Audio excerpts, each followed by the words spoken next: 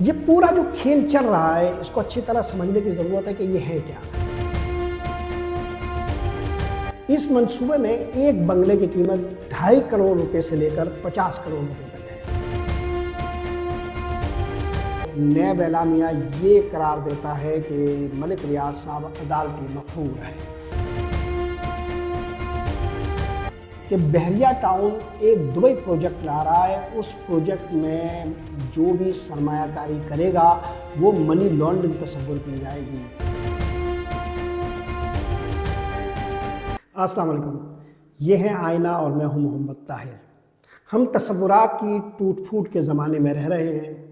یہ ہفتہ ملک ریاض کے نام رہے گا۔ ملک ریاض کے حوالے سے نیب کے آنے والے ایک اعلامیے نے خطرات کی گھنٹیاں بجائی ہیں۔ بظاہر یہ لگ رہا ہے کہ ملک ریاض کے گرد گھیرا تنگ کیا جا رہا ہے اور ملک کے طاقتور حلقوں نے ملک ریاض کو سزا دینے کا فیصلہ کر لیا ہے۔ مگر ایسا کیوں ہوا ہے؟ اس کے پس منظر میں القادر ٹرسٹ کیس ہے۔ آج نیب کے اعلامیے کے بعد ملک ریاض کا رد عمل بھی آ گیا ہے اور ملک ریاض نے اپنے رد عمل میں ایک دھمکی بھی دی ہے۔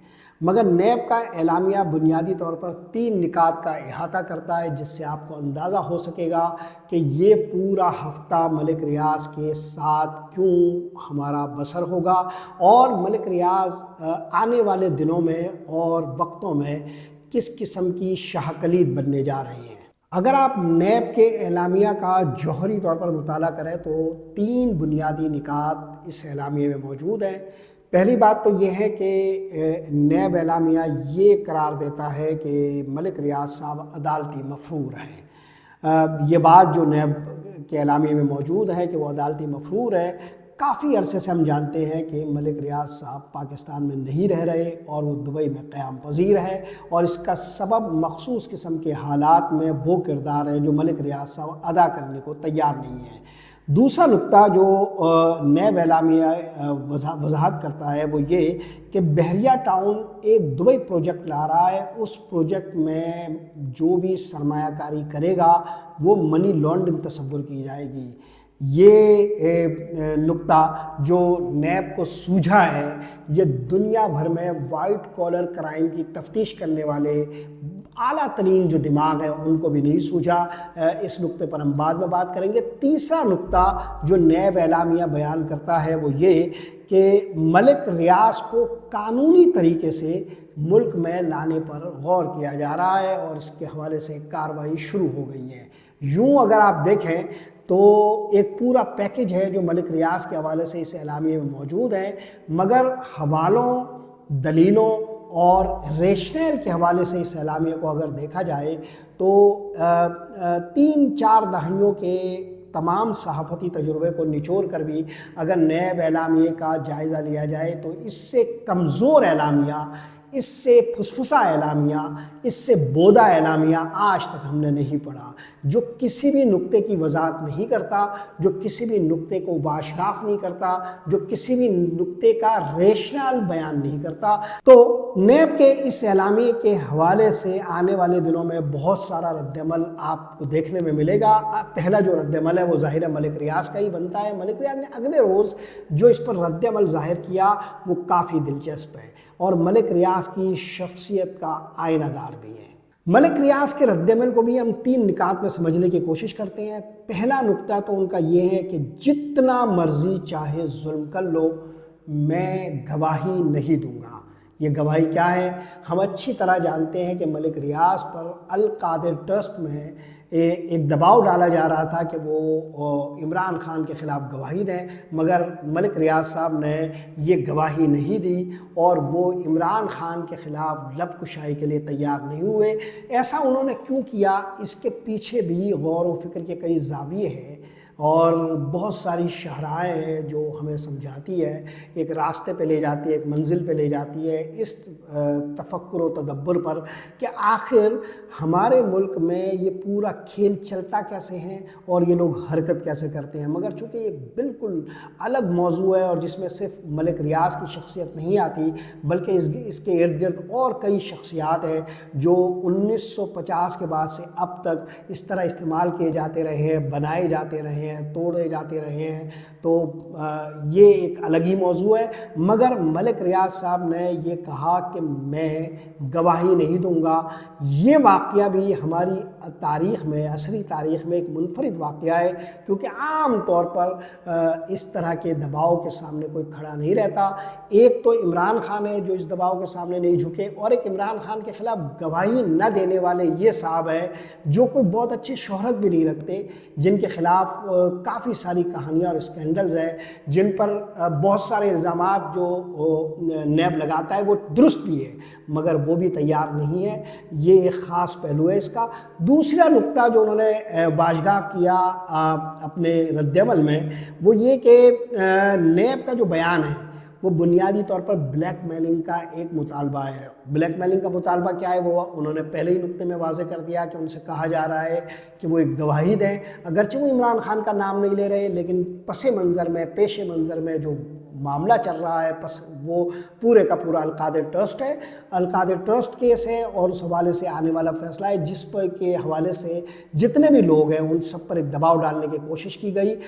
زلفی بخاری کا بھی ایک بیان آ گیا ہے کہ مجھ پر بھی دباؤ ڈالنے کی کوشش کی گئی کہ میں بھی گواہی دوں، اور اس کے لیے ہر وہ حربہ جو آزمایا جا سکتا تھا وہ آزمایا گیا، مگر زلفی بخاری نے بھی انکار کیا اور ملک ریاض صاحب نے بھی یہ کردار ادا کرنے سے انکار کیا۔ تیسرا جو نقطہ ملک ریاض کے رد عمل سے عیاں ہوتا ہے وہ یہ کہ میں ضبط کر رہا ہوں، جو انہوں کے اپنے الفاظ ہیں وہ میں آپ کے سامنے بیان کر دیتا ہوں کہ میں ضبط کر رہا ہوں، لیکن دل میں ایک طوفان لیے بیٹھا ہوں۔ اگر یہ بند ٹوٹ گیا تو پھر سب کا بھرم ٹوٹ جائے گا۔ آگے جا کر ملک ریاض صاحب ایک دھمکی دیتے ہیں، ایک تنبیہ کرتے ہیں، اور وہ یہ کہ یہ مت بھولنا کہ پچھلے 30-35 سال کے سب راز ثبوتوں کے ساتھ محفوظ ہیں۔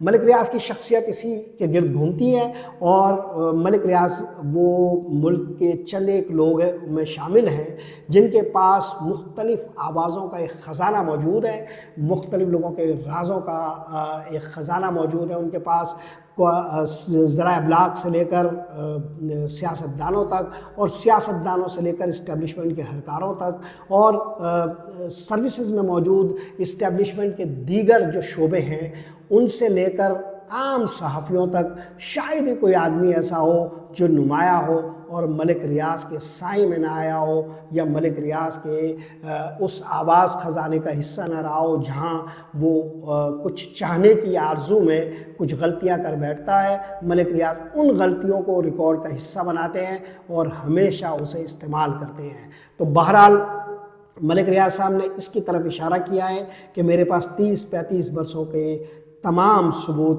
محفوظ ہیں۔ یہ پورا جو کھیل چل رہا ہے اس کو اچھی طرح سمجھنے کی ضرورت ہے کہ یہ ہے کیا۔ سادہ معاملہ یہ ہے کہ ملک ریاض پر ایک دباؤ ڈالا جا رہا ہے کہ وہ عمران خان کے خلاف گواہی دے۔ ملک ریاض نے وہ گواہی نہیں دی اور وہ کافی عرصے سے دبئی میں بیٹھے ہوئے ہیں۔ دبئی میں وہ فارغ نہیں بیٹھے، انہوں نے وہاں پر ایک تعمیراتی منصوبہ اناؤنس کیا۔ یہ جو منصوبہ دبئی میں ملک ریاض صاحب نے دبئی پروجیکٹ کے نام سے جو اناؤنس کیا ہے وہ المکتوم ایئرپورٹ کے پاس ہے، اور یہ بہت بڑا منصوبہ ہے۔ اگر ملک ریاض صاحب اس منصوبے کو کامیابی سے انجام دیتے ہیں تو یہ ایک طرح سے ان کے پروفائل کا عالمی منصوبہ ہوگا اور عالمی سطح پر انہیں اجاگر کرے گا۔ چنانچہ انہوں نے اس منصوبے کو تمام غیر ملکیوں کے لیے کھلا رکھا ہے، اور انہوں نے کہا ہے کہ اسے پاکستان کے لیے نہیں ہے بلکہ دنیا بھر میں جو بھی آدمی یہاں رہائش اختیار کرنا چاہے یا ان کے تجارتی اور رہائشی منصوبے کا حصہ بننا چاہے تو وہ بن سکتا ہے۔ اس منصوبے میں ایک بنگلے کی قیمت 2.5 کروڑ روپے سے لے کر 50 کروڑ روپے تک ہے، اور پلاٹ کی قیمت 1.5 کروڑ سے لے کر 10 کروڑ تک ہے، خالی پلاٹ کی قیمت۔ تو یہ منصوبہ بہت بڑا ہے۔ اب مسئلہ یہ ہے کہ نیب کو اس منصوبے سے آخر کیا مسئلہ ہے۔ ظاہر ہے نیب کو اس منصوبے سے کوئی مسئلہ نہیں ہے، لیکن ہم اچھی طرح جانتے ہیں کہ اگر یہ منصوبہ کامیاب ہونے کی اہلیت نہ رکھتا، اس منصوبے نے ناکام ہو جانا ہوتا تو نیب اس پر کبھی یہ رد عمل ظاہر نہیں کرتا۔ ظاہر ہے کہ یہ منصوبہ چونکہ کامیاب ہونے کی سکت رکھتا ہے، اس کے اندر کامیاب ہونے کے آپٹکس موجود ہیں، تو نیب نے اچانک اس پر ایک جھڑجھڑی لی ہے اور نیب کیا اس میں کوئی انگڑائی لے گا۔ ظاہر ہے پیچھے دوڑیاں ہلائی گئی ہے کہ اگر ملک ریاض اس منصوبے کو کامیاب کر لیتا ہے تو وہ اس دستبرس سے آزاد ہو جائے گا اور اپنے پورے جو کاروباری منصوبے ہیں وہ بیرون ملک وسیع کر سکتا ہے، اور اسٹیبلشمنٹ کے جس دباؤ میں اس کو رکھا جا سکتا ہے ملک کے اندر یا بیرون ملک بھی، وہ شاید اس سے آزاد ہونا شروع ہو جائے۔ آزاد تو وہ قدرے ہو بھی گئے جب انہوں نے القادر ٹرسٹ کیس میں اسٹیبلشمنٹ کی مرضی کے مطابق اپنا کردار ادا کرنے سے انکار کر دیا اور گواہی نہیں دی۔ اب یہ ملک ریاض صاحب کون ہیں؟ ملک ریاض صاحب وہ ہیں جنہوں نے کراچی، راولپنڈی، اسلام آباد، نواب شاہ اور ملک کے کچھ اور حصوں میں اپنے پروجیکٹس لانچ کیے ہیں۔ ان پر جو زمینوں پر قبضے کے الزامات لگائے جاتے ہیں وہ بالکل درست ہے، وہ زمینوں پر قبضے بھی کرتے ہیں، بڑے بڑے جنگل انہوں نے نگل لیے ہیں، بڑی بڑی بستیاں، کچی آبادیاں انہوں نے نگل لی ہے۔ کراچی میں جو بحریہ ٹاؤن ہے یہ قبضوں کا ہی ایک پروجیکٹ ہے۔ اس کے علاوہ انہوں نے ایک فیز 2 شروع کیا ہے جس کو وہ کراچی کا فیز 2 کہتے ہیں، جبکہ اس کا سب سے بڑا اسکینڈل یہ ہے کہ یہ کراچی کا حصہ ہی نہیں ہے۔ لیکن بہرحال چونکہ اختیارات و طاقت کے تمام مرکزی دھارے ملک ریاض کے گرد بہتے ہیں یا ملک ریاض کے ذریعے بہتے ہیں یا ملک ریاض کی جو دولت ہے اس کے آگے آ کر خشک ہو جاتے ہیں، اس لیے ملک ریاض صاحب ہر اس بند دروازے کو لاک مارتے ہیں جس کو وہ مار سکتے ہیں۔ ان کے کام نہیں رکتے، لیکن ان کا بنیادی مسئلہ یہ ہے کہ القادر ٹرسٹ کیس کے حوالے سے اور عمران خان کے حوالے سے آ کر اسٹیبلشمنٹ کے ساتھ ایک جسے کہتے ہیں تنازع پیدا ہو گیا، اور یہ تنازع ہے جس کے باعث یہ سارا کھیل اس وقت چل رہا ہے۔ اب آپ دیکھیے اس پورے کھیل کا دلچسپ مرحلہ یہ ہے کہ یہ جو موجودہ حکومت ہے وہ پی ایم ایل این کی ہے اور اس کو جو حمایت حاصل ہے وہ پیپلز پارٹی کی حاصل ہے، مگر پی ایم ایل این کی حکومت اور پیپلز پارٹی کے جتنے بھی اکابرین ہیں یہ سب کے سب ملک ریاض کے آگے بالکل زانو ادب تہ کیا کرتے ہیں۔ یہ تمام وہ لوگ وہ ہیں جو ملک ریاض کے آگے کچھ بھی نہیں بول پاتے۔ اس کی وجہ یہ ہے کہ ان کے انتخابات سے لے کر تمام جو مسائل ہوتے ہیں اس میں ملک ریاض کا پیسہ استعمال ہوتا ہے۔ حالیہ انتخابات میں بھی میں ذاتی طور پر آگاہ ہوں کہ سندھ کی جو حکومت بنی ہے اس میں انتخابی عمل کے دوران اور پہلے بہت سارا پیسہ ملک ریاض کا استعمال ہوا ہے۔ تو ملک ریاض کا پیسہ ہر جگہ استعمال ہوتا ہے، اس لیے موجودہ جو حکومت ہے وہ تو یہ سخت نہیں رکھتی کہ وہ براہ راست ملک ریاض کا سامنا کر سکے۔ چنانچہ جب ملک ریاض یہ کہتے ہیں کہ میں 30-35 برسوں کے ثبوت رکھتا ہوں تو وہ کچھ اتنا غلط بھی نہیں کہتے، کیونکہ یہ سارے لوگ وہ ہیں جو ملک ریاض سے فائدہ اٹھانے والوں میں سے ہیں۔ اس میں ٹی وی کے مالکان بھی شامل ہیں۔ حالیہ دنوں میں ایک مسئلہ جیو کے حوالے سے بھی ہوا تھا جس میں میر شکیل کے صاحبزادے میر ابراہیم کو اچانک جانا پڑا تھا ملک ریاض کے پاس، اور بہت سارے ٹی وی چینلز ایسے ہیں جن کے مالکان ملک ریاض کا نام تک نہیں لیتے۔ جب کوئی مسئلہ بیان کیا جاتا ہے تو ایک طرف اسٹیبلشمنٹ کا دباؤ ہوتا ہے کہ ملک ریاض کو کسی نہ کسی طرح گرل کیا جائے، دوسری طرف ان ذرائع ابلاغ کے مالکان کے اپنے ویسٹڈ انٹرسٹ ہے۔ چنانچہ ملک ریاض وہ واحد آدمی ہے جن کا ٹی وی پر کسی اسکینڈل کے حوالے سے نام نہیں آتا۔ گزشتہ دنوں ایک ٹی وی پروگرام میں یہ مذاق ہی بنا تھا کہ ایک اینکر بار بار اسی القادر ٹرسٹ کیس کے حوالے سے جب بات کر رہا تھا تو چونکہ اس میں ملک ریاض کی زمین کی انوالومنٹ ہے یونیورسٹی کے حوالے سے، لہٰذا ان کا نام آ رہا تھا مگر وہ آواز میوٹ کر دی جاتی تھی جہاں ملک ریاض کا نام آتا تھا۔ تو ملک ریاض وہ نام ہے جسے گاؤں کی الڑ دوشیزہ جس طرح اپنے محبوب کا نام نہیں لیتی، ان کے ساتھ بات کرتی ہے، یہ وہ کے ساتھ بات کرتی ہے، دوپٹے کے پلو کو اپنی انگلیوں سے موڑتے ہوئے وہ ان اور ان کے ذریعے جس طرح بات کرتی ہے اس طرح ملک ریاض کا نام ٹی وی چینلز لیتے ہیں، وفاقی وزراء لیتے ہیں اور حکومتیں لیتی ہے۔ یعنی وہ کبھی انہیں ایک معروف کاروباری شخصیت کہتے ہیں یا کبھی انہیں زیادہ سخت الفاظ میں مخاطب کرنا ہو تو پراپرٹی ٹائکون کہتے ہیں، لیکن ان کا نام لینا گوارا نہیں کرتے۔ اب مسئلہ یہ ہے کہ یہ جو فارم 47 کی حکومت ہے اس کا تنازع عمران خان کے ساتھ ہے، اسٹیبلشمنٹ کا تنازع عمران خان کے ساتھ ہے۔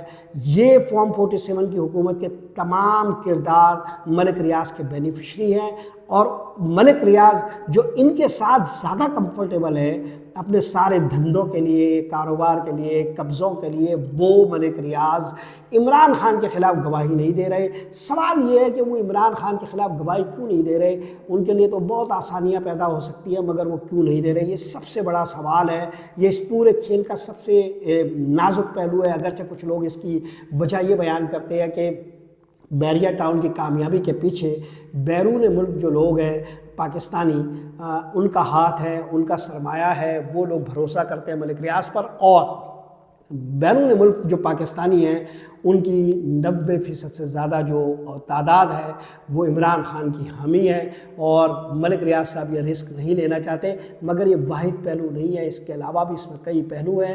ملک ریاض صاحب اس کھیل میں اگر نہیں پڑ رہے ہیں تو وہ اچھی طرح جانتے ہیں کہ اس کھیل کا حصہ بننے کے بعد ان کے ہاتھ کچھ بھی نہیں رہے گا۔ صرف اتنی بات نہیں ہے، اس سے کہیں زیادہ ہے۔ تو بہرحال ملک ریاض ان دنوں کھینچا تانی کا ہدف بنے ہوئے ہیں۔ یہ دیکھنا ہے کہ کیا نیب اس سے زیادہ کوئی قدم اٹھا پاتی ہے یا نہیں، لیکن یہ بات میں آپ کو بتا دوں کہ ملک ریاض وہ آدمی ہے کہ جو ان کے خلاف کام کرتا ہے، جب ریٹائرمنٹ ہوتی ہے تو انہی کے پاس کام کرنے کا خواہش مند رہتا ہے، اور ملک ریاض صاحب ایسے لوگوں کو ایکوموڈیٹ بھی کرتے ہیں۔ دوسری بات یہ ہے کہ یہ مسئلہ کرپشن کا نہیں ہے۔ ملک ریاض صاحب کرپشن کرتے اس بنیاد پر انہیں نہیں پکڑا جا رہا، انہیں اس لیے پکڑا جا رہا ہے کہ ملک ریاض صاحب وہ کردار ادا کرنے کے لیے تیار نہیں ہے جو ان دنوں طاقتور لوگوں کو مطلوب ہے۔ آج کے لیے یہی کچھ۔ محمد طاہر کو اجازت دیجیے، اللہ نگہبان۔